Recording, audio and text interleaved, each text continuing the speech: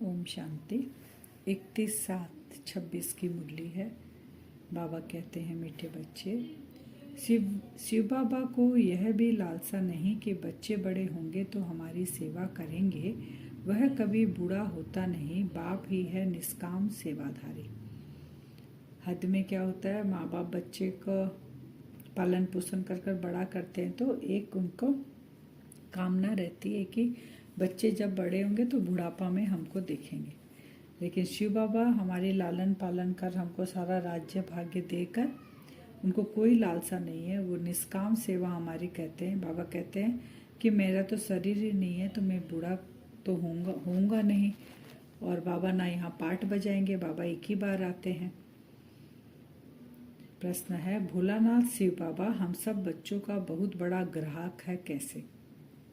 ग्राहक किसको कहते हैं? जो सामान लेते हैं या कोई चीज़ हमसे खरीदते हैं तो हमको फ़ायदा होता है ना। तो शिव बाबा कैसे सबसे बड़ा ग्राहक है? उत्तर, बाबा कहते हैं, मैं इतना भोला ग्राहक हूँ जो तुम्हारी सब पुरानी चीज़ें खरीद कर लेता और उसके रिटर्न में सब नई चीज़ें देता हूँ। तुम कहते हो बाबा यह तन मन धन सब आपका है, तो उसकी एवरेज में तुम्हें ब्यूटीफुल तन मिल जाता है, अपार धन मिल जाता है।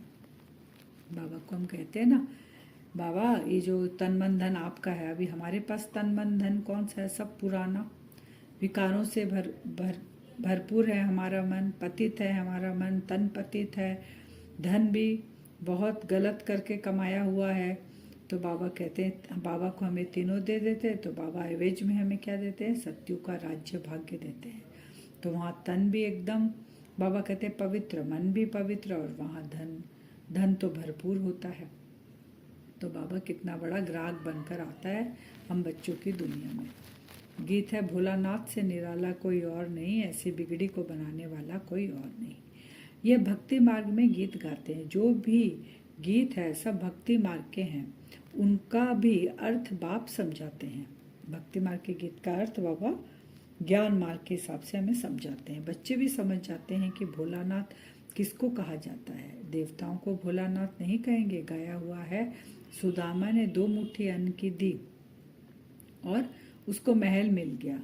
तो वो जो अन्न की मुट्ठी किसको देते हैं? वो बाबा के यज्ञ में, बाबा का जो ये यज्ञ चल रहा है, बाबा के भंडारे में जो हम 2 मुट्ठी देते हैं तो उसका महल मिल जाता है। हम अभी क्या दे रहे हैं? बाबा ने कहा तन मन धन पुराना देते हैं तो नया मिलता है ना। वो भी बाबा कहते हैं 21 जन्मों के लिए तुमको मिल जाता है। अब बाबा कहते हैं कि हीरे जवाहरातों के महल में देता हूँ, किसके एवज में देता हूँ? पुराना तन मन धन के एवज में। अब किसको बच्चा पैदा होता है या किसी को धन का लाभ होता है तो वो क्या करते हैं कि भगवान ने दिया है। भगवान अर्थात यानी बाप ने दिया है। बाप कहते हैं सब कुछ तुमको अब देना होगा, उसके एवज में हम तुमको बहुत ब्यूटीफुल तन ट्रांसफ़र कर देंगे। लेकिन बोलते हैं ना, भक्ति में भी या जो अज्ञान काल में भी बोलते हैं, जो भी हमारे पास है सब भगवान ने दिया है। तो बाबा कहते हैं मैंने दिया है तुमको। कब दिया था? संगम युग पे दिया था। लेकिन अब कलयुगी दुनिया है, रावण की दुनिया, अब दुनिया परिवर्तन हो रही है। तो अब जो तुम्हारे पास है वो सब हमको देना है। मांग रहे बाबा वापस ना, तो क्योंकि बाबा हमको ट्रांसफ़र करेंगे ना, फिर वापस से नया बना कर देंगे। तो बेहद का बाप से हमें बेहद का वर्षा मिलता है, और जो हद के बाप होते हैं उनसे हद का वर्षा। लेकिन हद का वर्षा एक जन्म का ही मिलता है। जिस जन्म में हम जिस माता पिता के बच्चे रहते हैं उसी जन्म में। और बेहद का हमको मिलता है। बाबा कहते हैं आधा कल्प तक तुमको मैं वर्षा देता हूँ, प्रॉपर्टी देता हूँ।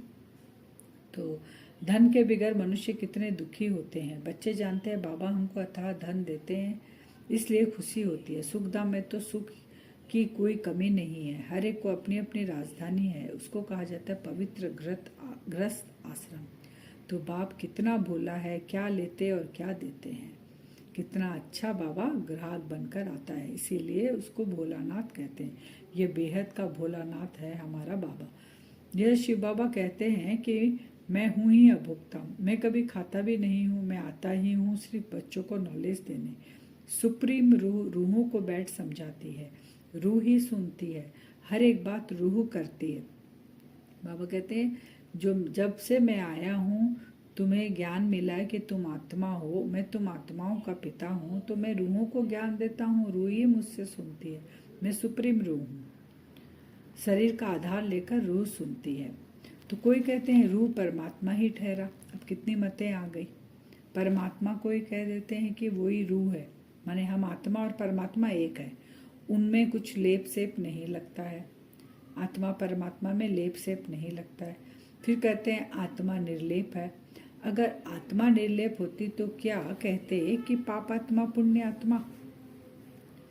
तो शरीर को कहते ना हम लोग कि पाप शरीर पुण्य शरीर। अगर शरीर पाप पुण्य का होता तो अगर उस पर लेप सेप चढ़ता तो उल्टा समझते हैं। शरीर पे कोई लेप सेप नहीं चढ़ता है। लेप चढ़ता है जो हम कर्म करते हैं उसका आत्मा पर, उस अनुसार ही हमको भविष्य में फिर जन्म मिलता है। अभी तुम जानते हो कि सभी आत्माओं का रूहानी बाप हम रूहों को पढ़ा रहे हैं इस शरीर द्वारा। अब हमको ये ज्ञान मिला, बाबा आए हैं, बाबा सुप्रीम रूह है, बाबा का शरीर नहीं है, तो इस शरीर का आधार लेकर हमको पढ़ा रहते हैं। ये ब्रह्मा का तन आत्मा को बुलाते भी है ना। और ऐसे भी देखिए आप, कई लोग क्वेश्चन करते हैं कि परमात्मा कैसे शरीर के अंदर आ सकते हैं। अरे जब आत्मा को जिसने शरीर छोड़ा उसको बुलाकर, आज नहीं आज से कुछ साल पहले बुलाकर, आज तो सब कुछ में मिलावट हो गई ना, तो वो आत्मा भी नहीं आती है खाने के लिए। पहले बुलाते थे वो आत्मा आती थी, प्रवेश करती थी उस ब्राह्मण के तन में और बताते थे। जब वो आ सकती है तो भगवान क्यों नहीं आ सकता। वो निराकार रथ का आधार लेके हमें क्यों नहीं पढ़ा सकता। तो वही कहते हैं कि वो विराजमान होती है और आकर फिर बताती है कि मैं कहाँ हूँ क्या हूँ, सब बताते हैं। तो उसको हम लोग क्या कहते हैं, पित्र आदि खिलाना। तो यह भी बाबा कहते हैं ड्रामा में नूत है। इसमें कोई वंडर नहीं खाना चाहिए।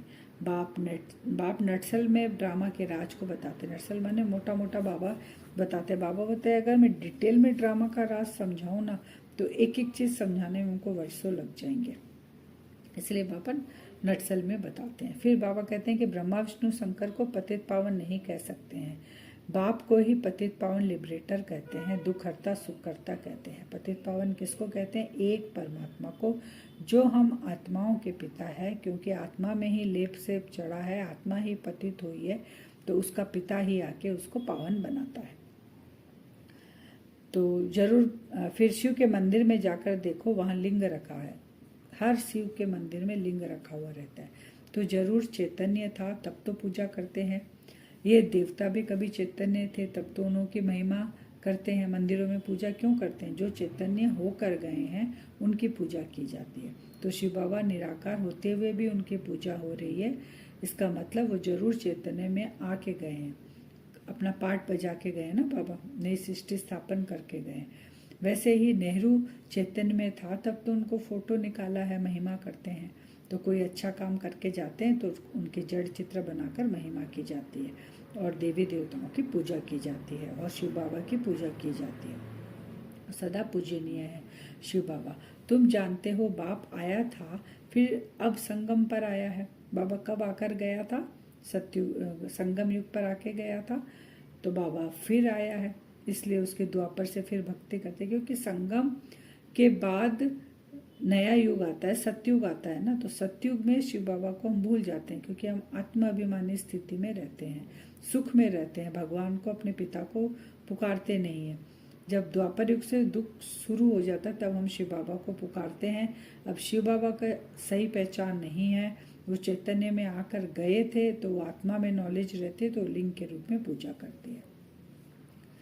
फिर बाबा कहते हैं कि स्वर्ग की स्थापना करने, फिर द्वापर से रावण राज्य शुरू होगा। स्वर्ग की स्थापना करने आते हैं, रावण राज्य शुरू होने से झट शिव का मंदिर बनाते, क्योंकि दुखी हो जाती है आत्मा। मैं इस शरीर में आया हूँ, मेरा ड्रामा में यह पार्ट है, मैं प्रकृति का आधार लेता हूँ। यह जो पहले नंबर का है, इनके ही बहुत जन्मों के अंत में मैं आकर प्रवेश करता हूँ, इनका नाम ब्रह्मा रखता हूँ। बाबा ने एकदम क्लियर कह दिया कि मैं और किसी के तन में आता ही नहीं हूँ। अगर कोई कहता है कि मुझ में परमात्मा आते हैं तो यह रॉन्ग है। परमात्मा आते हैं अपने फर्स्ट बच्चे, यानी वो फर्स्ट प्रिंस के अंदर आते हैं। श्री कृष्ण की आत्मा जो 84 जन्म में है ब्रह्मा, उसके तन में बाबा आते हैं। पहले यह सब भट्टी में थे तो बहुतों का नाम दिए थे, परंतु बहुतों ने फिर छोड़ दिया, इसलिए नाम रखने से कोई फायदा नहीं। बाबा जैसे दादा लेखराज का नाम जिसके तन का आधार लिया उसका ब्रह्मा रखा, ऐसे और भी यज्ञ में बहुत नाम रखे, लेकिन वो छोड़कर चले जा रहे, इसलिए बाबा अब नाम नहीं रखते हैं। तुम ब्रह्मा के आकर बनते हो, शिव के तो हो ही। हम ब्रह्मा के आके बनते, शिव के तो हम सदा ही है। कैसे है? क्योंकि हम आत्मा रूप है ना, तो आत्मा का पिता शिव बाबा है। वो तो हमारे पूरे 84 जन्म में ही है आत्मा का पिता, चाहे हम जाने चाहे नहीं जाने। लेकिन ब्रह्मा का अभी बने हम आके। तुम कहते ही हो बाप दादा, सन्यासियों का ऐसे नहीं होता। भल नाम बदलते हैं परंतु बाप दादा नहीं मिलता। सन्यासी जब सन्यास धर्म को मानते हैं तो उनके जो गुरु होते हैं ना, जब वहाँ जाते हैं तो उनका नाम बदली करते हैं, लेकिन वो ऐसे नहीं करते बाप दादा, क्योंकि उनकी फैमिली नहीं है, वहाँ पे शिष्य और गुरु है। तो हठ योगी हद के सन्यासी और राजयोगी बेहद के सन्यासी में रात दिन का फर्क है। गाया भी जाता है ज्ञान भक्ति और वैराग्य, उनको भी वैराग्य है, परंतु उनको कौन से वैराग्य है? सन्यासियों को घर बार छोड़कर चले जाते हैं। और हमको किससे वैराग्य है? पूरी पुरानी सृष्टि से वैराग्य है। यहाँ की जिस शरीर में आत्मा, उस शरीर से भी वैराग्य, उससे भी लगाव झुकाव नहीं रहता हमारा। तो वापस अपने घर, तो बाबा कहते कोई जा नहीं सकता। पुनर्जन्म सबको जरूर लेना है। घर जाने का समय एक ही है। फलाना मोक्ष को प्राप्त हुआ, यह तो गपोड़ा है। बाबा कहते हैं कि जैसे कोई का शरीर छूटता है तो क्या कहते हैं, अरे ये तो स्वर्ग में गया, इसको तो मोक्ष मिल गया। बाबा कहते हैं ये जो ड्रामा चल रहा है ना, इस खेल के अंदर कोई भी बीच में जा नहीं सकता। अगर बीच में वो चला जाए तो खेल ही गड़बड़ हो जाए। और हर एक आत्मा को सतो रजो तमो का पाठ जरूर ही बजाना है, लास्ट तमो प्रधान। तब बाबा आते हैं, तभी हम अपने घर जा सकते हैं। अगर एक बार हम नीचे आ गए, वापस हम नहीं जाते हैं। और मोक्ष किसी को मिलता ही नहीं है, क्योंकि आत्मा जो संस्कार लेकर जाती है उसको उस अनुसार पाठ बजाना ही है। मोक्ष तो होता ही नहीं है, लीन तो होती ही नहीं है, वो अस्तित्व तो खत्म होता ही नहीं है उसका। तो फिर बाबा बताते हैं कि जैसे एक पिक्चर शूट होती है, एक मक्खी गई तो वो बार बार चलाएंगे तो पिक्चर में वो मक्खी वैसे ही दिखेगी। वैसे ये 5000 साल का ड्रामा है। जिस समय ये मक्खी उड़कर इधर उधर गई, ठीक इसी समय जब दोबारा ये रिपीट होगा तो वो दिखाई देगा। लेकिन हम आत्मा को ज्ञान नहीं रहता, हम भूल जाते हैं। एक बर्थ का ही हमें याद रहता है, ना पास्ट ना फ्यूचर का हमें याद रहता। तो तुम जानते हो सबसे साहूकार कौन है? कहते हैं कि अमेरिका सबसे साहूकार है, लेकिन बाबा कहते हैं नहीं, लक्ष्मी नारायण ही सबसे साहूकार है। फिर बाबा कहते हैं ये शरीर छोड़ तो हम स्वर्ग में जाएंगे। ये शरीर लेके तो हम जा नहीं सकते, तो स्वर्ग में जाएंगे तो हमको कारुण का खजाना मिलेगा। बाबा कहते हैं मुझे याद करने से माया एकदम भाग जाएगी और माया हमें तंग भी नहीं करेगी। 21 जन्म के लिए माया से हमारा पीछा छूट जाएगा। बाबा कहते हैं तूफान तो आएंगे, लेकिन वो तूफान भी क्या होगा, जब बाप की याद में रहेंगे वो भी उड़ जाएंगे। बाकी नाटक आदि बैठ बनाए गए हैं, और जितने भी कहानियाँ आदि दिखाएं कथाएं, ये सब बैठकर बनाए गए हैं। मुख्य बात है बाबा को याद करेंगे और हमको कारुण का खजाना मिल जाएगा। सिर्फ बाप को याद करो तो तुम्हारे में जो अलाय है वो निकल जाएगी। खाद पड़ा हुआ है ना, तो सच्चे सोने में जब खाद पड़ा रहता है तो सोना को शुद्ध बनाने के लिए उसके अंदर जो अशुद्ध चीज़ें मिली हुई है खाद, उसके लिए अग्नि में डालते हैं। तो बाबा कहते हैं यहाँ आत्मा के अंदर भी बहुत सारी खाद अलाय मिक्स हो गई है विकारों की, जो योग अग्नि से ही समाप्त होगी। तो मुझे याद करो। बाबा कहते तुम तो कर्म योगी हो, काम करते हुए तुमको याद करना है। तुम कोई हठ योगी तो हो नहीं ना, तुमको कोई आसन चाहिए कि आसन बिछाएं बैठें उसके बाद याद करें, नहीं। तुम काम करते हुए मुझे याद कर सकते हो, जिससे तुम्हारे विकर्म विनाश हो जाएंगे। फिर और बाबा कहते स्वदर्शन चक्र फिराओ। तुम बीमार हो तो लेट कर भी तुम याद कर सकते हो और अपने स्वदर्शन चक्र फिराते रहो। कोई गंगा तट पर जाकर, मैंने गंगा तट पर जाते और अमृत मुख में हो, ऐसा तो है नहीं। क्योंकि बीमार है तो हम बाबा की याद में अगर रहेंगे, स्वदर्शन चक्र फिराएंगे तो अंतमति स्वगति हो जाएगी। तो जो कहते हैं ना कि गंगा जल मुख में हो, जो प्राण तन से निकले, तो वो स्थूल गंगा के लिए ले गए। एक्चुअल में गंगा जल यानी जो अमृत, ये जो बाबा हमें ज्ञान दे रहा है, इसका अमृत हमें याद रहना चाहिए और बाबा याद रहना चाहिए, ऐसा होना चाहिए।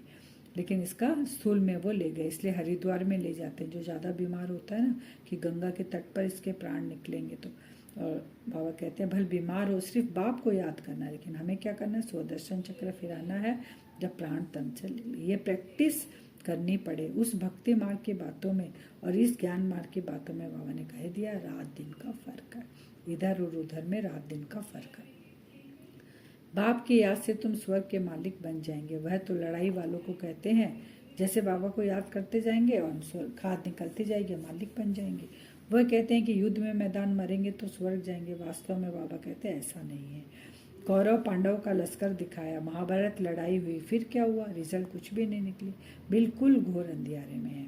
और बाबा कहते हैं तुम यहाँ पांडव प्रीत बुद्धि हो तो तुम्हें कारून का खजाना, नई दुनिया में तन मन धन सब कुछ तुमको पवित्र मिलता है। यह रुद्र यज्ञ रचते हैं तो बाप के साथ साथ तुम आत्माओं की भी पूजा करते हैं, क्योंकि तुम बहुतों का कल्याण करते हो।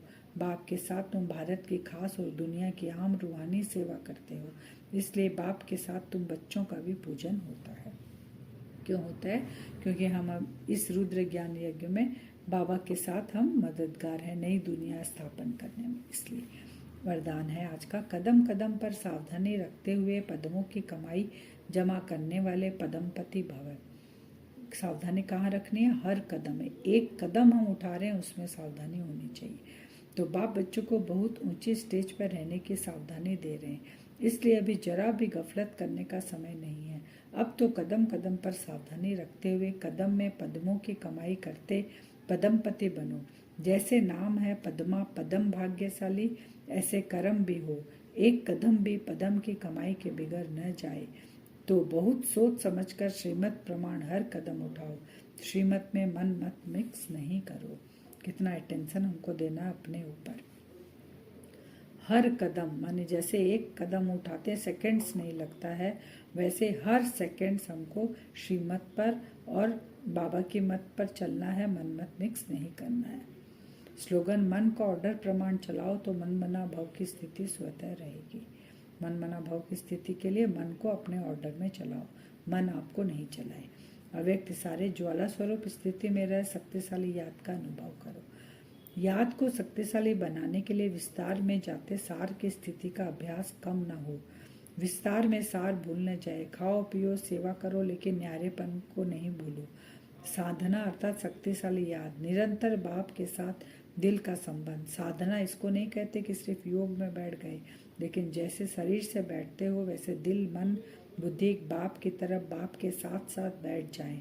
ऐसे एकाग्रता ही ज्वाला को प्रज्वलित करेगी।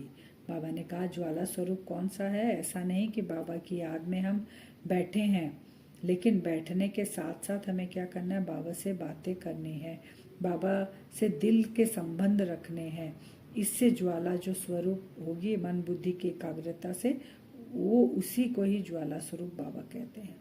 उस स्थिति का हमें अनुभव करना है। न्यारे और प्यारे, चाहे सेवा करते हो कुछ भी करो, मन बाबा में हो और हाथ से हम काम करते रहे। वरदान से अब हम योग करेंगे। अपने आप को देखें भ्रकुटी सिंहासन पर, मैं आत्मा चमक रही हूँ।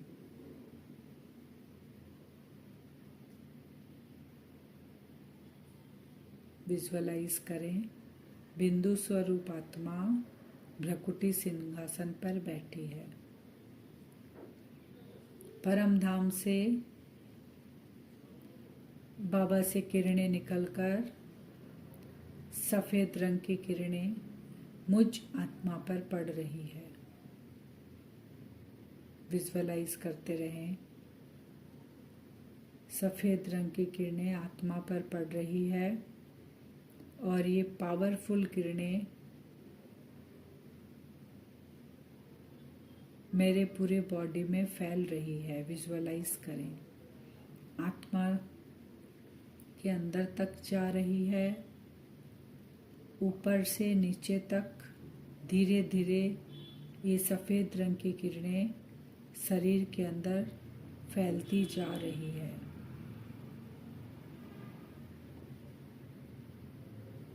मुझ आत्मा का ये जो कॉस्ट्यूम था, साकार कॉस्ट्यूम, धीरे धीरे लाइट की बॉडी में कन्वर्ट हो रहा है। विजुअलाइज करें ऊपर से नीचे तक ये हार्ड मांस का 5 तत्वों का शरीर एक लाइट की बॉडी में कन्वर्ट हो रहा है।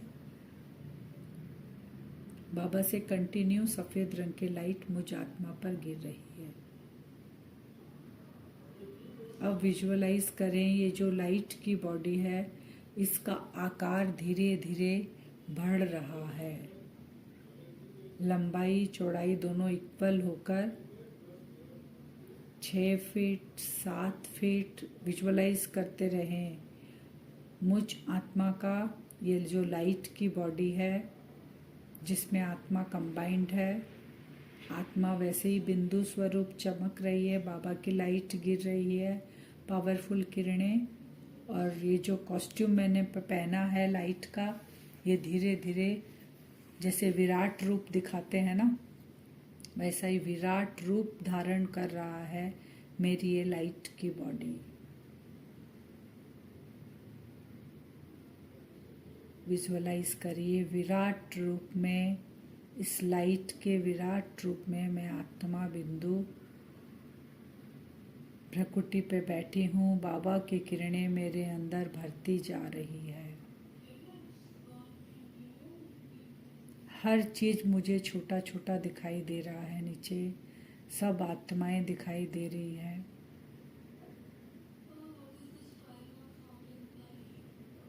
अब जब हम एक एक कदम उठाते हैं श्रीमत के साथ, एक एक संकल्प से हम पावरफुल बनेंगे और वो वाइब्रेशन चारों ओर फैलाएंगे।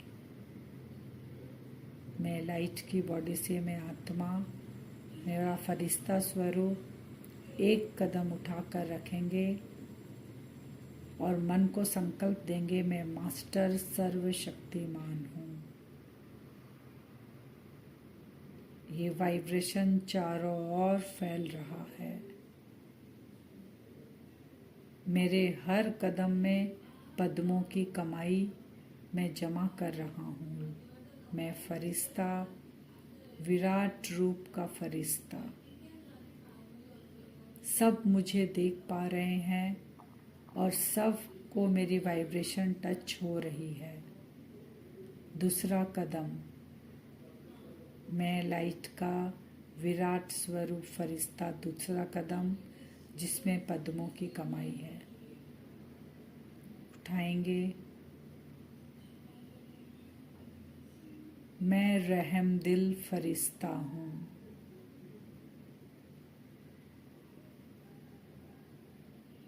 मैं विश्व कल्याणकारी फरिश्ता हूँ। मैं पूर्वज फरिश्ता हूँ।